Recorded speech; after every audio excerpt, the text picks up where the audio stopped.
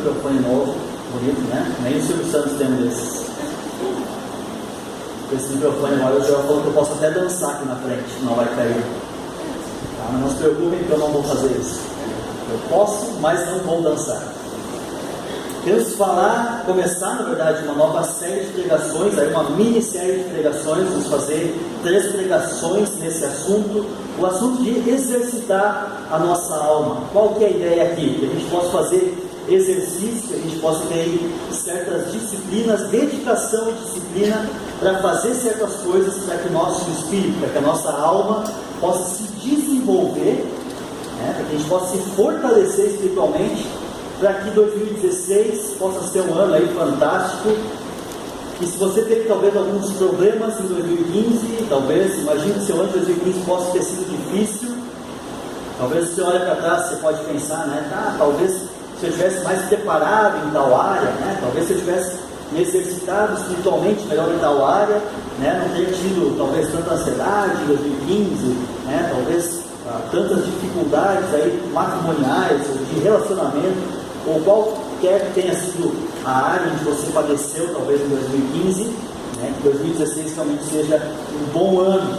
E não é aquela ideia de ano novo, né? Que todo mundo fala, né? Prosperidade para você, um bom ano, né? Desejando somente coisas positivas, mas que sim, né? Nesse começo de 2016 a gente possa ter certos exercícios espirituais que a gente possa levar para o nosso dia a dia aí ao longo desse ano.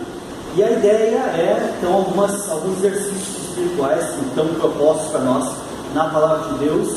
E, obviamente, né, de se disciplinar para alguns é um sofrimento.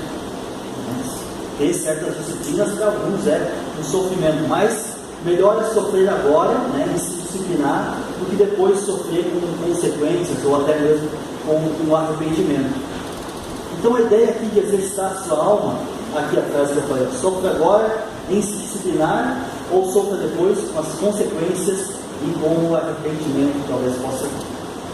Então, de algumas disciplinas propostas na Palavra de Deus, claro, uma das principais dela é a revelação de Deus a nós. Então nós vamos essa semana falar sobre isso. Deus se revela a nós, Ele se revela através da palavra dEle, e Ele quer que nós conheçamos, Ele quer que nós estejamos cada vez mais próximos dEle, através do conhecimento da palavra. Então uma proposta para algo que você possa fazer agora esse novo ano é ler, é conhecer, é estudar a palavra de Deus. E obviamente, né, o seu pastor vai dizer isso, o seu pastor vai sugerir que você faça isso, que você estude a palavra, mas com certeza é algo que você deve, que você pode sim gastar um tempo a mais em 2016 do que você gastou em 2015. Semana que vem nós vamos falar sobre Deus quer ouvir você, né? Nós falamos sobre oração e a prática da oração e da adoração, e depois vamos falar sobre outras práticas espirituais. Deus quer nos aprimorar, Deus quer nos transformar em pessoas melhores e mais preparadas nesse ano de 2016. Eu quero propor esse texto aqui para nós. Vocês podem abrir também na Bíblia de vocês, o texto de 2 Pedro, capítulo 3, 13 em diante, que é o final do capítulo.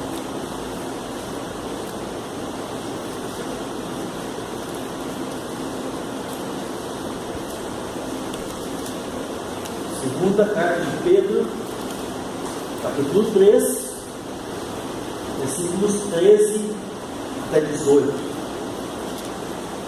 Esse é o texto que nós vamos usar como base. Nós vamos estudar ele muito a fundo hoje, mas com certeza é algo que a gente pode tirar alguns princípios aí, não só para a nossa semana, mas para o nosso ano.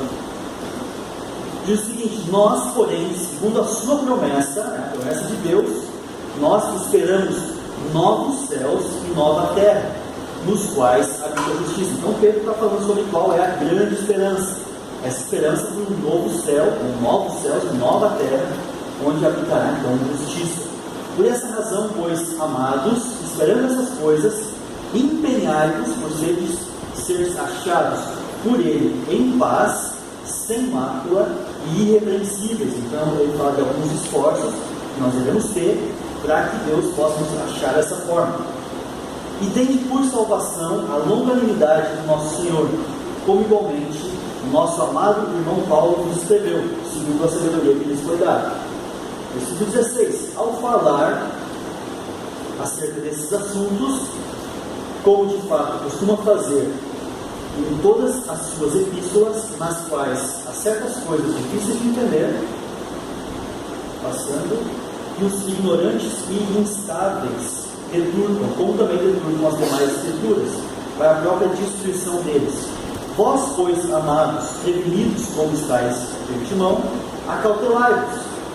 Não suceda que, arrastados pelo erro, subordinados, descaiais da vossa própria firmeza. Antes crescei na graça e no conhecimento do nosso Senhor e Salvador Jesus Cristo. A Ele seja a glória, tanto agora como no dia eterno. Vamos orar? Senhor nosso Deus e Pai, obrigado por esse texto que o Senhor colocaste na tua palavra e fizeste chegar até nós, fizeste chegar até aqui, em Novo Hamburgo, janeiro de 2016, onde nós podemos abrir a tua palavra, estudar livremente esse texto, para que possamos ter nossas vidas transformadas. Que os princípios aqui obtidos possam transformar a minha vida em 2016 e a vida de cada um dos irmãos aqui. Isso a gente pede em nome de Jesus. Amém. Então, como qualquer disciplina, ela é um pouco difícil, a disciplina de você constantemente voltar para a palavra de Deus, para ler ela, para estudar ela, para se aprofundar nela. Ali tem umas maçãzinhas lá no canto. A maçã, para mim, ela representa uma certa disciplina. Talvez para todos aqueles que não gostam muito de maçã, mas sabem que é uma coisa saudável, mas sabem que é uma coisa que, volte e meia, nós temos que voltar à disciplina de comer, talvez, uma maçã, um alimento mais saudável do que só pastel, do que batatinha frita e outras coisas deliciosas mais que estão dispostas aí para nós. A maçã, então, de certa forma, representa isso. Nós fomos viajar esses dias, passamos quase aí um mês fora, e nós levamos várias maçãs junto. Quando você sai de festa, você diz, não, esse ano vai ser diferente. Esse ano eu vou levar várias coisas saudáveis e tal. E as maçãs, aos poucos, foram apodrecendo, foi passando o tempo. Várias delas foram fora e algumas retornaram então para casa. Nós temos ainda maçãs em casa. E no caminho a gente foi então se aprimorando outras coisas muito mais deliciosas e muito menos saudáveis, talvez, do que as próprias maçãs. Mas de fato, nós temos que olhar e sempre voltar, sempre retornar a algumas disciplinas. E certamente a disciplina de leitura da palavra de Deus ela é extremamente importante para todo cristão. O fato é que Deus se comunica através da sua palavra. Muitas vezes as pessoas querem saber a vontade de Deus, querem ouvir o próprio Deus, e uma das coisas mais simples, uma das formas mais simples de ouvir as verdades de Deus é abrir a própria palavra de Deus, ler e estudar a própria palavra de Deus. Então a palavra de Deus é o próprio Deus se comunicando. Eu quero passar alguns princípios sobre a revelação de Deus. Existem várias ideias sobre a própria revelação de Deus e a forma como Deus então se revela. Existem duas formas principais como Deus se revela. Uma delas, os teólogos chamam de revelação geral. Revelação geral é a forma que Deus se revelou a todos os seres humanos, em todos os tempos, em todos os lugares, em todas as culturas. Uma revelação que ela é ilimitada, ela não é limitada a um certo grupo de pessoas, algumas pessoas que tiveram acesso à Bíblia, não. Ela está disponível, ela foi disponibilizada a todos os seres humanos. Uma das formas da revelação geral de Deus, então, é a própria natureza. Isso é uma foto da onde nós paramos nas nossas férias em Garopaba. Lindo lugar, para você que gosta de praia, um lugar fantástico onde o próprio Deus, Criador, se revela através da natureza. Agora você já pode estar imaginando, você deve pensar que essa não é uma revelação completa. Quando você olha para a natureza, você não sabe muitas coisas acerca de Deus. Você sabe, talvez você pode imaginar ou pensar que existe um Deus criador, existe um Deus que é bom, e algumas outras coisas você pode aprender através da revelação de Deus, a revelação geral de Deus. E o próprio livro de Romanos, Paulo fala isso em Romanos 1:20, o nosso texto aqui que diz assim: pois desde a criação do mundo, os atributos invisíveis de Deus, seu eterno poder, sua natureza divina, têm sido vistos claramente, sendo compreendido por meio das coisas criadas, de forma que tais homens são indesculpáveis. culpadas, né? Paulo está trazendo aqui a teologia, né, das pessoas que são culpadas ou desculpáveis ou indesculpáveis acerca da revelação de Deus e frente à revelação do próprio Deus. Então, uma das coisas que está disponível a todo ser humano é a própria criação, e não só a criação da natureza, mas a própria criação do homem. Então, isso é a revelação geral. Mas existe um outro tipo de revelação, que é a revelação específica de Deus. É a forma mais específica como Deus se revela ao ser humano. Você pode aprender várias coisas sobre o caráter de Deus, sobre o nome de Deus, sobre como Ele providenciou a salvação do ser humano. Isso, com certeza, é um pouco mais trabalhoso, porque realmente requer algum estudo nosso. Então, essa segunda revelação, que é um pouco mais trabalhosa, né, ela é a revelação que foi dada por Deus aos seres humanos. Como nós sabemos, né, não foi dada a todos os seres humanos, nem todos têm acesso à palavra de Deus, ou tiveram acesso à palavra de Deus na antiguidade. Né? A gente sabe de várias, né, tribos, talvez isoladas, né, culturas isoladas, onde não existe o acesso à palavra de Deus. Por isso que a igreja é responsável por enviar missionários, por treinar pessoas, inclusive, para ir para esses lugares, sustentar pessoas para ir para esses lugares. Né? Temos a presença do Claudinho da Odisseia aqui essa noite. Né? Obrigado pela presença de vocês. São missionários, né, enviados inclusive pela nossa igreja, que pregam, né, a palavra de Deus em todos os lugares onde pode, né, onde a van chega, Claudinho da Odisseia está lá. Né? Então, né, seja uma tribo, né, tudo que é lugar aí, Claudinho da Odisseia aí, já quase andaram aí por todo o Brasil, quase todo o Brasil, 90%, né? Então, a revelação específica de Deus, ela foi entregue à igreja, né, aos cristãos, para ser, inclusive, né, distribuída, para ser divulgada, para ser pregada em todos os lugares. E esse é o esforço, então, nós devemos realmente fazer. Então, essa revelação, ela também é salvífica, né? A salvação, ela somente pode vir através da revelação específica, não através da revelação geral. Né? Não tem como alguém olhar para uma cachoeira bonita, para uma praia bonita, né, e aceitar Jesus no coração, e orar, né, e saber que existe um Deus, quais são as formas, então Deus providenciou a salvação. Né? Então, isso não vem através da revelação geral, somente pela revelação específica. Então, dentro da revelação de Deus, então, nós temos um outro aspecto. E aqui eu estou ensinando teologia para vocês, e eu tento ser bastante dinâmico, e eu sei que essa ilustração aqui eu já usei uma vez, então vocês já têm um certo pré-entendimento sobre o que eu vou falar. A revelação progressiva de Deus, ela vai se progredindo através da história. Como funciona isso? Lá no começo, lá no princípio, a gente sabe de Adão e Eva, a gente sabe, né, de Abraão, outros personagens que são lá muito antigos, aí, cerca de 100 mil anos atrás. E esses personagens, eles tinham uma compreensão, um conhecimento limitado sobre Deus, né, sobre os aspectos de Deus, e eles sabiam basicamente algumas coisas que haviam sido reveladas para eles naquela época. Hoje, nós temos uma compreensão muito maior. Nós entendemos vários aspectos sobre Deus, nós sabemos, nós temos essas informações que os antigos não tinham. Então, essa revelação, ela é progressiva. Ela vai, de certa forma, aumentando ao longo da história o que está disponível para o ser humano. Não quer dizer que todas as pessoas hoje conhecem tudo acerca de Deus. Não. As pessoas, né, têm à disposição uma revelação que é, não vou dizer completa, mas bastante grande sobre a pessoa de Deus, sobre o próprio Deus. Muitas pessoas falam que amam esse Deus, né, mas muitas vezes nem conhecem realmente grandes aspectos sobre esse Deus. É um amor que, na verdade, é só da boca para fora, muitas vezes. Então, a ideia aqui, por exemplo, a ideia do bombom.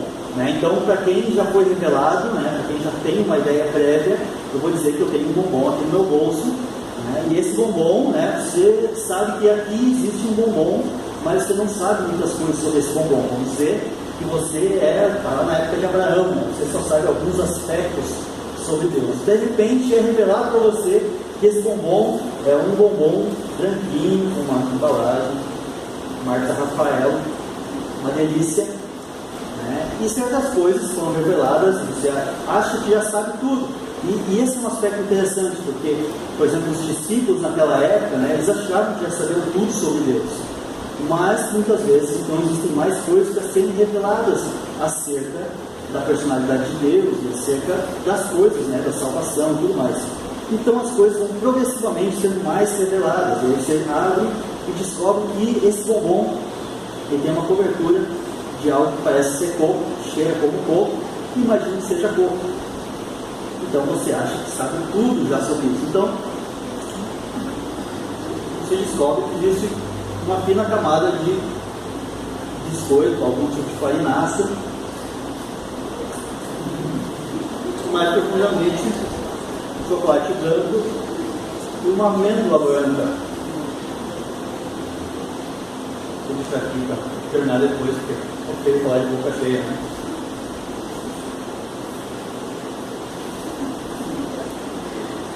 Então, mesmo tendo experimentado às vezes esse bombom e sabendo já que é docinho, que é gostoso e tudo mais, ainda existem mais informações que você pode atrás, talvez na embalagem desse bombom, ou coisas escritas acerca desse bombom, ou pessoas que já conheceram, já experimentaram, ou sabem sobre as origens desse bombom. E muitas vezes as informações, elas são de certa forma, então, talvez vocês não gostem dessa área, talvez, essa área está muito lavada, pega um copinho para mim, por favor. Olha. É que o coco fica na boca, sabe? Por mais que você tente engolir, a próxima vez eu vou usar um bombom sem coco, né? Melhor. Nunca acaba. Ele fica para sempre. Então existem alguns aspectos, né, na revelação progressiva, e muitas vezes nós achamos realmente que a gente já chegou ao final da revelação. E geralmente nós pensamos isso. Eu já sei tudo que tem para saber sobre tal assunto. Mas na verdade nós não sabemos. E isso que é o interessante em estudar a palavra de Deus. Quanto mais você estuda, quanto mais você se aprofunda nos textos, quanto mais você tenta realmente buscar as verdades, as profundidades da palavra, você vê que existe mais para ser revelado no problema.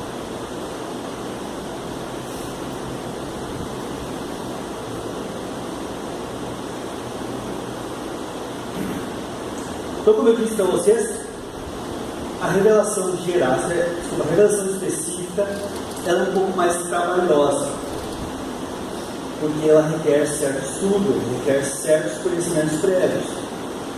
Não quer dizer que alguém que talvez seja analfabeto não possa conhecer a palavra de Deus, mas vai ter certas dificuldades a mais.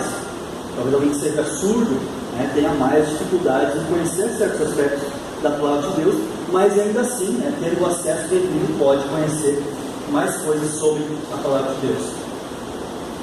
Mas não pode olhar, nunca acaba.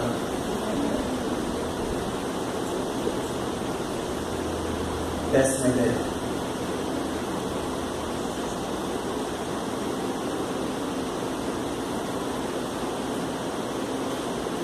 Então a revelação especial, ela pode vir de mais formas além da própria palavra de Deus.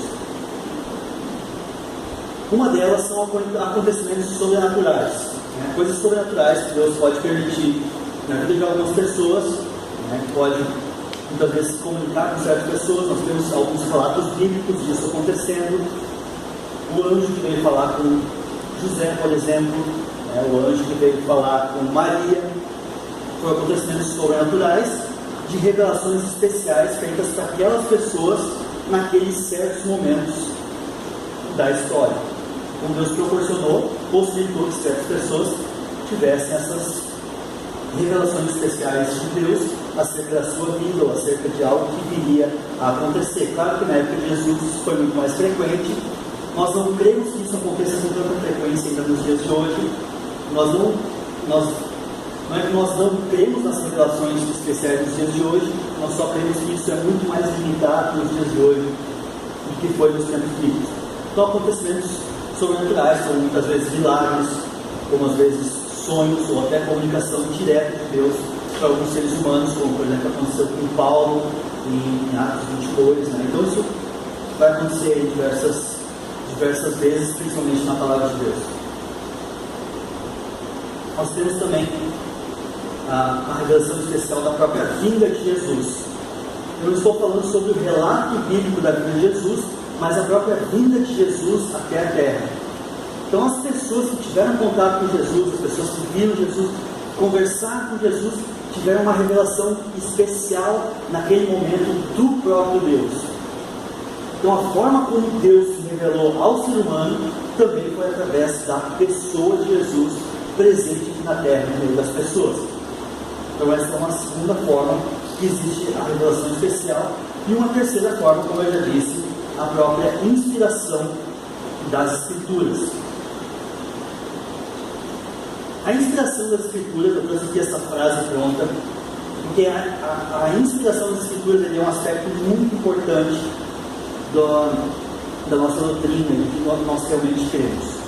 Então, se nós vamos olhar para a palavra de Deus, nós vamos confiar na palavra de Deus de todo o nosso coração e pautar nossas vidas, de certa forma, tocar as nossas vidas por causa da palavra de Deus e através da palavra de Deus, nós temos que entender que aqueles autores, aquelas pessoas que escreveram a palavra de Deus, eram humanos, mas quando escreveram aqueles escritos, que hoje são escritos bíblicos, eles estavam sendo inspirados por Deus.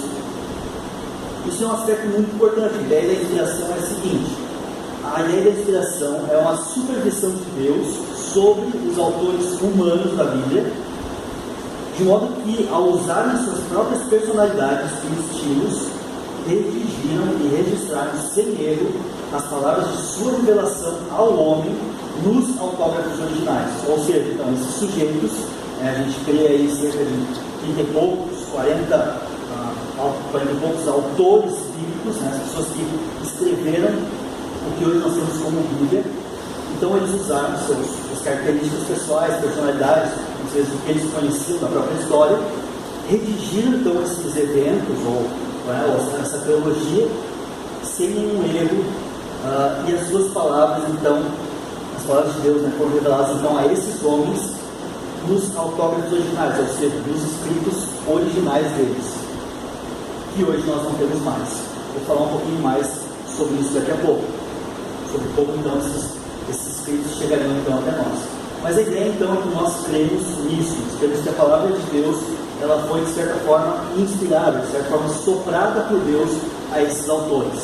Não é estilo Chico Xavier, que ele bate a cabeça assim e fica escrevendo. Não é essa a ideia. A gente não crê que os autores bíblicos foram inspirados dessa forma. Nós cremos que foram inspirados dessa forma então, através do próprio Deus, nessa revelação especial. Então nós cremos que essa revelação ela acontece de duas formas, basicamente. Ou ela se entende de duas formas. De forma verbal, ou seja, cada palavra, nós cremos que cada palavra que foi colocada lá na Bíblia, ela é inspirada por Deus. Cada palavra ela deve ser estudada, você deve ter percebido já isso.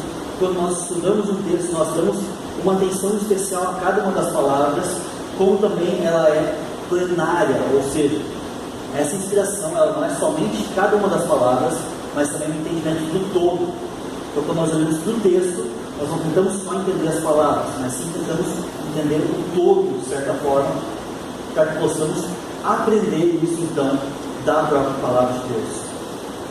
Então, quando nós olhamos para a Bíblia, e a Bíblia que nós temos hoje, e a Bíblia que você tem hoje nas suas mãos, talvez, ela é um objeto de muito esforço de várias pessoas ao longo da história. Possibilitaram que essa palavra chegasse até você hoje, completa.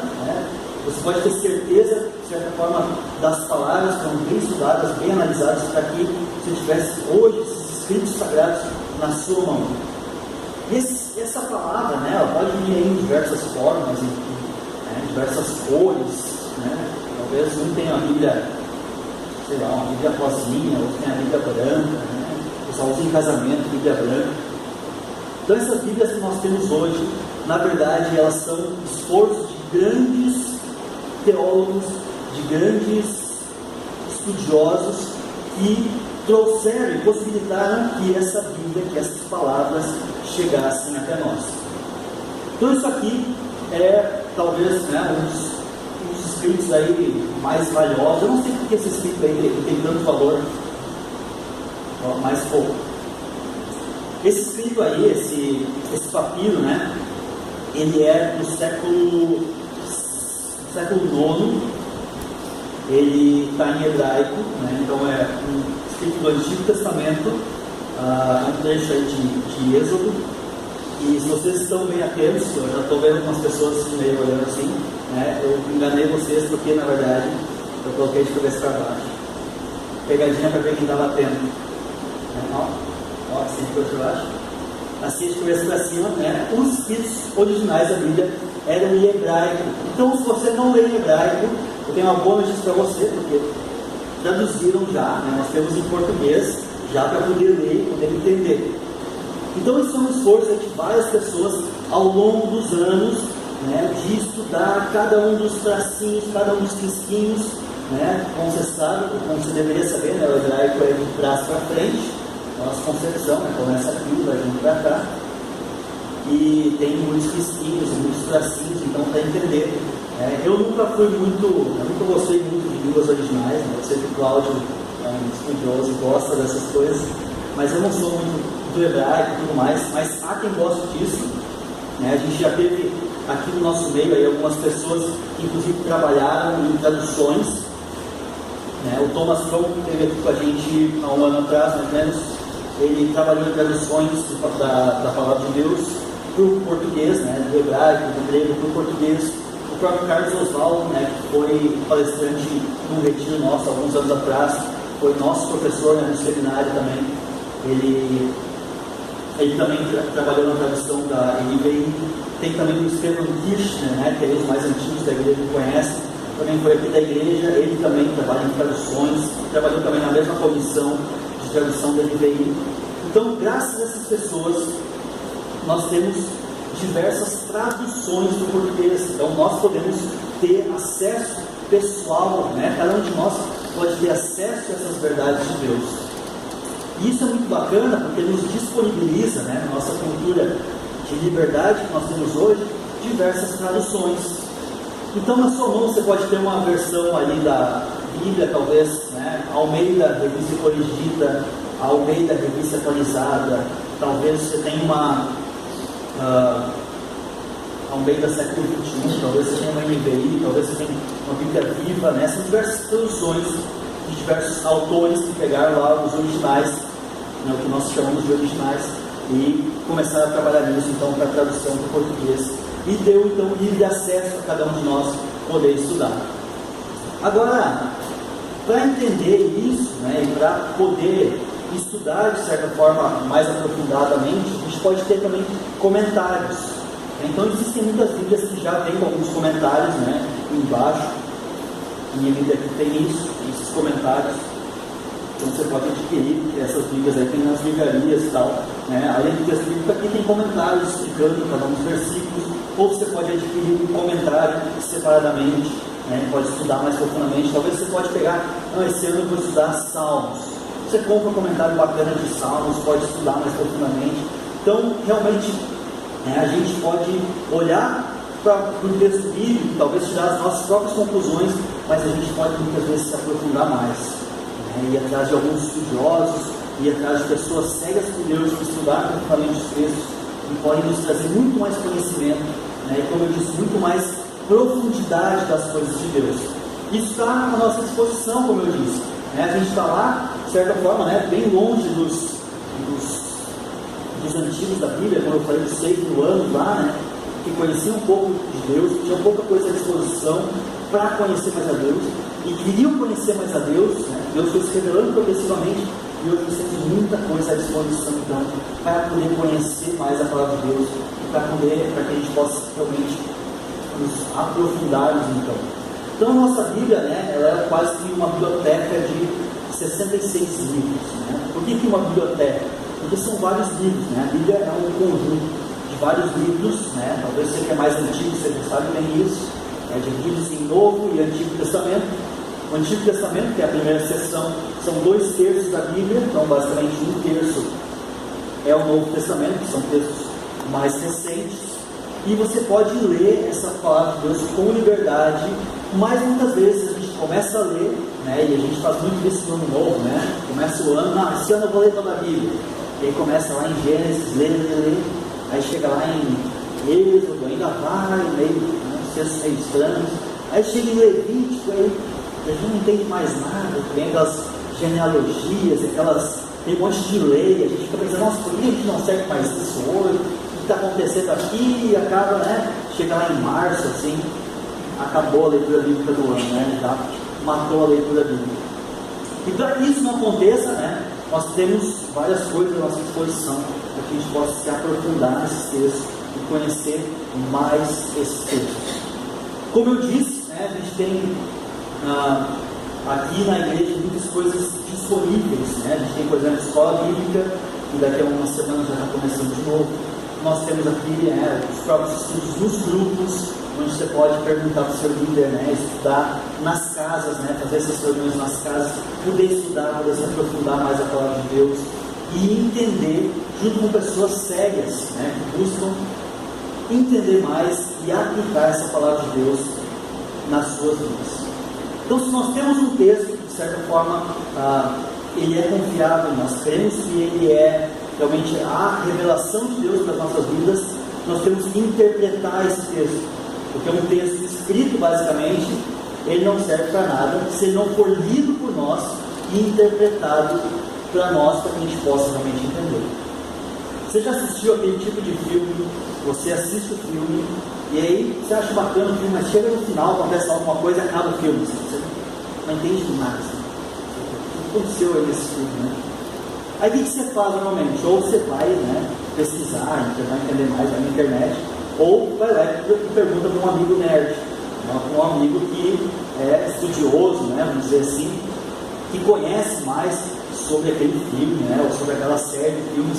Eu sei que quando eu assisti o filme do Star Wars, né, eu não entendi nada, eu tive que perguntar para alguém o que estava acontecendo, porque, para quem não sabe, ele começa no 4. O Star Wars começa no 4, e aí vem o 5 e o 6. E aí, se eu não entendi nada, você tem que perguntar para um amigo que entende um pouco mais sobre aquele assunto. Com a Bíblia, de certa forma, não é diferente, né? Tem ali um versículo que eu trouxe, o que está acontecendo? Não sei. Diz o seguinte, o texto de 2 Pedro 1, 20 e 21. Sabendo primeiramente isso, que nenhuma profecia da Escritura é de particular interpretação, ou seja, as interpretações da Bíblia, elas não são particulares a mim ou aquele outro estudioso, não é algo particular de uma pessoa. Porque a profecia nunca foi produzida por vontade de homem algum, mas os homens santos de Deus falaram, inspirados pelo Espírito Santo. Então, a própria interpretação das Escrituras, ela não pode ser única, né? Volte e meia aparece aí algum sujeito dizendo, não, eu entendo a Bíblia, eu agora vou explicar para vocês como que é. E esse cara, então, geralmente começa algo que nós chamamos de seita. Né? Quando uma pessoa vem e diz, não, eu entendi, ninguém até agora entendeu, só eu entendi o que a Bíblia diz, e eu vou começar uma religião nova, ou uma igreja, né? Muitas vezes chamam de igreja, mas na verdade é uma seita. Então existem vários desses, vamos dizer assim, intérpretes, né? Trazem novidades, dizendo que conhecem agora a palavra de Deus. Mas nós temos então uma escola de interpretação, um método de interpretação, que se chama método gramático histórico, ou seja, nós olhamos para o texto, lemos o texto, entendemos o texto, e por trás do texto existe muitas vezes uma história, né? Existem coisas que estavam acontecendo para aquela pessoa ou para aquele povo, e a gente tenta entender isso aí ao máximo, estudar isso aí ao máximo, para compreender o que está acontecendo para aquela pessoa, ou para aquele povo, ou para quem aquele texto foi escrito. Seria como, por exemplo, né, é enviado uma carta pelo correio lá para sua casa, só que não está endereçada para você, está endereçada para sua esposa. E você abre a carta e você lê como se fosse para você, né? Você lê como se fosse, né, algo endereçado para você, mas não é. Então muitas vezes você não vai entender, porque lá não está endereçado diretamente para você, é endereçado para uma outra pessoa. A palavra de Deus, de certa forma, ela é assim, né? Os textos foram escritos para outras pessoas, né? O texto a carta de Paulo aos Coríntios, por exemplo, não foi escrita para a igreja do Senhor, foi escrita para a igreja de Corinto. Então nós temos que ler essa carta como sendo endereçada não diretamente a nós, mas endereçada à igreja de Corinto, da qual nós extraímos então os princípios, entendendo o que estava acontecendo naquela situação, naquele momento, com aquela igreja, para que nós hoje pudéssemos entender e ter as nossas vidas transformadas através desses princípios que o apóstolo Paulo escreveu para a igreja em Corinto. Então, quando nós estudamos a palavra de Deus, nós fazemos isso dessa forma, tentando entender o contexto todo, para que possa, as verdades serem reveladas a nós. Talvez isso possa parecer para você muito difícil, talvez você está olhando para mim agora e dizendo, como é que eu vou descobrir isso? Como é que eu vou entender então essas profundidades da palavra de Deus? Mas nem sempre a palavra de Deus ela é tão complicada também. Existem alguns textos, sim, que são um pouco mais profundos, tem alguns textos realmente que são um pouco mais complicados, mas nem por isso a gente deve deixar de estudar ou deixar de procurar na palavra de Deus as verdades para a nossa vida. Eu não sou o único intérprete dessa igreja, existem várias pessoas que são conhecedores da palavra de Deus, pessoas a quem você pode perguntar, buscar sabedoria, buscar entender certos livros.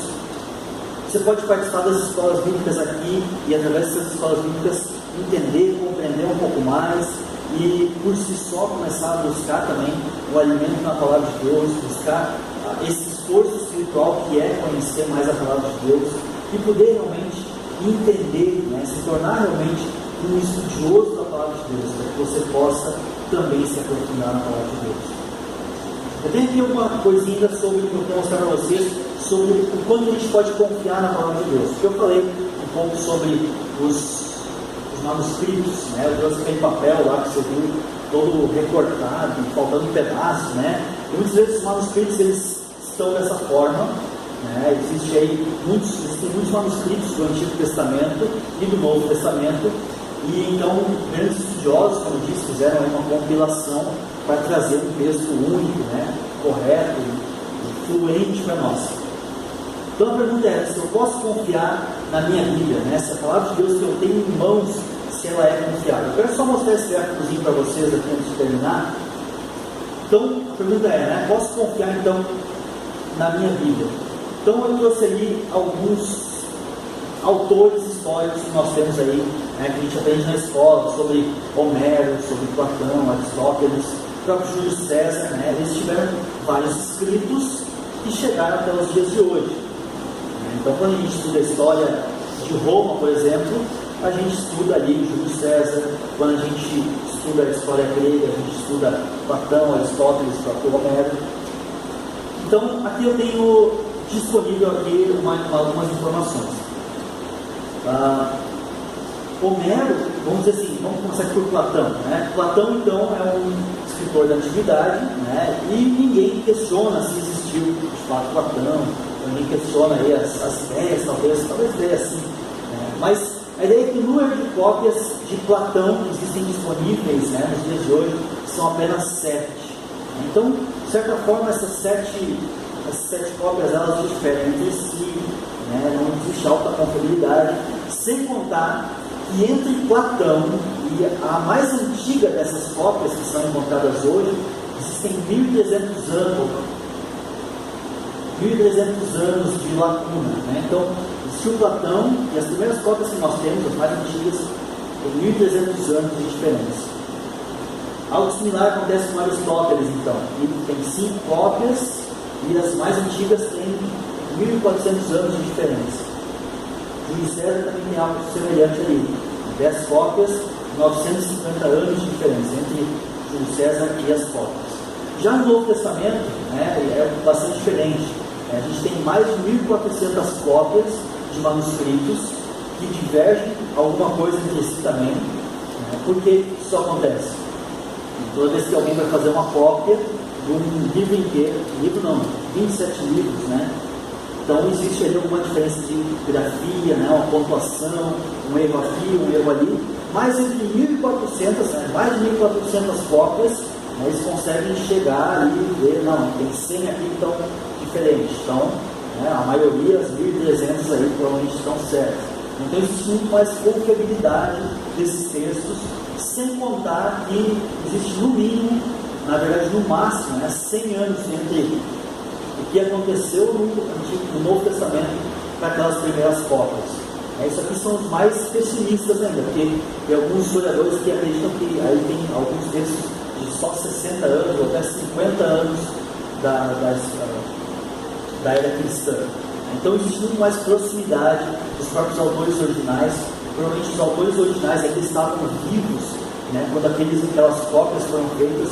E nós temos aí a exposição, né, como eu mostrei aquele texto ali antes, aquilo lá era uma cópia que estava sendo vendida num leilão. Ela foi vendida aí por R$250 mil, num leilão, só aquele pedacinho ali de página. Então é um valor, na verdade, inestimado, né? Existem grandes colecionadores que pagam realmente por isso, para que essa exatidão da palavra de Deus possa ser compilada e montada. Então, para aqueles que gostam de revelação específica, né, esse valor aí não é nada. Eu prefiro um pedaço de terra de revelação geral lá em Garopaba, né, talvez 250 mil, como um terreno lá, melhor que um pedacinho de papel. Mas na verdade, né, são coisas que não têm um valor, né, não dá para colocar um valor sobre isso, realmente é um valor inestimável. E a gente pode ver que a palavra de Deus ela tem esse valor, não somente pelo seu valor histórico, mas pelo valor que existe intrínseco, né, para cada um de nós. Então, se Deus quer e Deus pode mudar a nossa vida e mudar coisas na nossa vida, Ele vai fazer isso através da sua palavra. Finalzinho do texto de 2 Pedro, que nós lemos antes, né, o último versículo dizia assim: antes cresçam, porém, na graça e no conhecimento do nosso Senhor e Salvador Jesus Cristo. A Ele seja a glória, agora e para sempre. Amém. Então a glória desse Deus, a glória desse Jesus Cristo, ela se revela na palavra de Deus para mim e para você hoje. Não somente através da igreja, não só através dos nossos contatos, né, que a gente tem entre nós, as nossas conversas, através do próprio encontro da igreja, não. Através também do seu relacionamento com a palavra de Deus. E Deus quer transformar a sua vida. Deus quer que 2016 seja para você um ano de fortalecimento, um ano de crescimento e um ano de transformação através da palavra. Agora, não adianta a gente ter a palavra de Deus, porque nós temos várias versões, várias Bíblias, se isso não é colocado no nosso dia a dia. Então, siga o exemplo de muitos irmãos aqui que leem a Bíblia muitos diariamente para conhecer e para buscar a vontade de Deus hoje para a sua vida. E realmente esse ano de 2016 seja um ano de conhecimento e de aprofundamento na palavra de Deus. Vamos orar? Senhor Deus e Pai, tudo que vimos aqui, tudo que aprendemos aqui, não serve para nada se nós não colocarmos em prática, se isso não nos animar, Senhor, a conhecer mais a Tua palavra, e começar a ler mais e colocar esses textos no nosso dia a dia. E realmente cada marido aqui possa estar sendo o líder espiritual do seu lar, trazendo a palavra de Deus para dentro do seu lar, para dentro das suas conversas, para dentro dos seus estudos, das suas leituras em casa. E cada família aqui representada possa estar tendo isso através dos pais, através de pessoas que realmente se importam. Que cada esposa, cada mulher aqui, Senhor, possa estar sendo também uma auxiliadora ao seu marido, em ajudar ele a trazer isso para dentro de casa, e muitas vezes exortar ele em trazer essas leituras, em fazer em trazer o conhecimento para dentro do lar. Que os filhos aqui também não sejam empecilhos dentro da sua casa, mas sim auxiliadores também, em fazer com que a palavra de Deus seja aberta, quem sabe até diariamente, Senhor, nos lares aqui representados. Que nós, Senhor, que somos cristãos, nós que devemos ser o povo do livro, o povo do Teu livro, Senhor, possamos verdadeiramente estar buscando no Teu livro as respostas para a nossa vida. E que 2016 possa ser um ano, Senhor, o ano da palavra, da Tua palavra na nossa vida. Isso te pedimos, em nome de Jesus. Amém.